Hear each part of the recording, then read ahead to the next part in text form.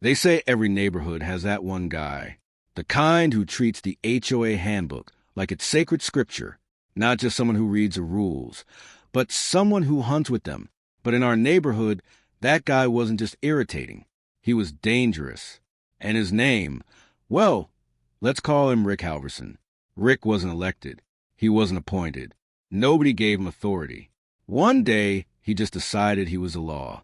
Walking around the street in a reflective vest he bought online, a clipboard tucked under his arm like a badge, phone always in hand, camera always recording, watching, waiting, hoping to catch someone slipping up. And last week, he crossed a line he could never come back from, especially not with my grandfather. Before we get into that, drop a comment and tell me where you're watching from, because by the end of this story, you'll be wondering how something like this even happens in a quiet American suburb. It started early. Too early. Around 5:30 in the morning. That strange gray hour where the world feels paused. I was in the kitchen, barely awake, pouring cereal into a bowl when I heard the slow creak of the back fence. That old wooden groan that only happens when someone's putting weight on it. Out on the porch, my grandfather sat in his rocking chair, wrapped in his old army jacket, hands resting on a mug of black coffee. Without even turning his head, he muttered, "There he goes again."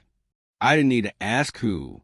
Sure enough, there was Rick, climbing our fence like a burglar, his boots scraping against the wood, phone held up in front of his face, snapping pictures like he'd just uncovered evidence at a crime scene. Zooming in on my grandfather's tomato plants, red and green, perfectly lined rows, healthy as ever. Apparently, according to Rick, tomatoes were a violation of community standards. Let that sink in for a second.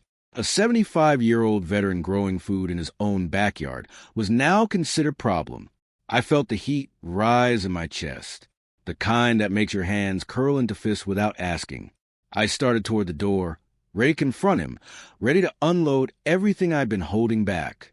But my grandfather lifted one finger. Slow, steady, no, patience. Then he added quietly, almost amused, "Let a fool show himself long enough, and he'll write his own ending." That was Grandpa. Always calm, always measured. The exact opposite of Rick's twitchy, self-important energy. And this wasn't new. Rick had been snooping around our property for weeks. Twice we caught him near the shed. Once he even rattled the door like he expected to find something illegal inside. Fertilizer, maybe, or tools not up to code. Who knows? But every time we confronted him, he flashed that tight smile and said the same thing. Just doing my job for the HOA. Except he didn't have a job.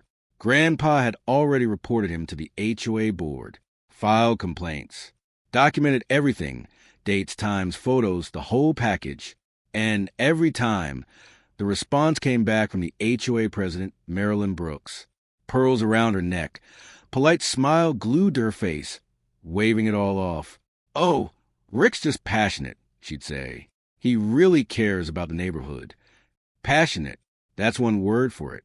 But the officer explained something that shifted the tone of the entire situation. HOA rules could not override federal protections. By now, the street had grown quiet as neighbors slowly gathered outside to watch. Karen's confident posture began to fade. What she believed was a straightforward enforcement of rules was quickly turning into a serious legal mistake, and the next exchange would make that even clearer. The second officer stepped forward and spoke calmly. He explained that Emily was not violating any law by working remotely.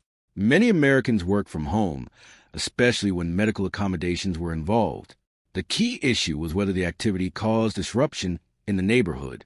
In Emily's case, there were no customers visiting, no extra vehicles, no business signage, just a laptop and a few phone calls. The officer looked back at Karen and explained that attempting to remove someone from their home without proper legal authority could create serious consequences for the HOA. Karen's expression shifted from confident to uneasy. She opened her folder and flipped through her papers, but none of the documents addressed federal accommodation protections.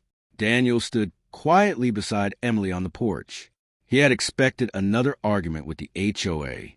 What he hadn't expected was police officers explaining federal housing law to the HOA president. Across the street, neighbors whispered among themselves. Karen slowly realized the situation she had tried to control was slipping away, and the next moment would determine how the entire conflict ended. Karen made one final attempt, arguing that the HOA board had voted to enforce the rule and that she was simply following community guidelines. But the officers explained that HOA boards must still comply with federal law. Community rules could not override federally protected accommodations. One officer handed the document back to Daniel and then spoke directly to Karen. He suggested the HOA review federal housing regulations before taking any further action, warning that the association could face serious legal consequences otherwise. Karen's face turned pale. The neighbors watching from their lawns understood what had just happened. The HOA president had attempted to force a resident out of her home, and the law had stopped it immediately. Without saying another word, Karen gathered her papers and walked back toward her car. The officers nodded politely to Daniel and Emily before returning to their patrol vehicles. Slowly, the street returned to its quiet morning routine, but news of what had happened spread quickly throughout the neighborhood. The next HOA meeting would become one of the most important gatherings the community had ever seen. A week later, the Brookstone Meadows clubhouse was packed.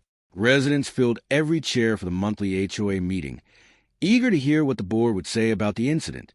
Karen Whitmore sat quietly at the front table, no longer speaking with the same confidence she once had. Daniel and Emily sat together near the back. When the meeting began, another board member addressed the situation. He explained that the association had reviewed federal housing regulations following the police visit.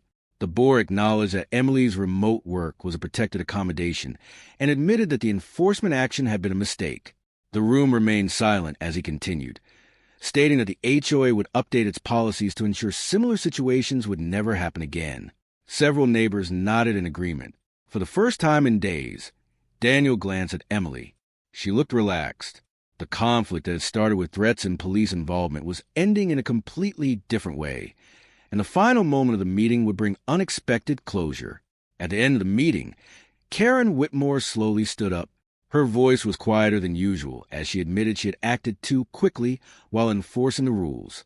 She explained that she hadn't fully understood the federal protections connected to Emily's situation. The room remained calm.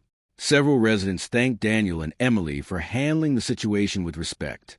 Instead of escalating the conflict into a larger legal battle, they had simply presented the facts and allowed the law to speak for itself.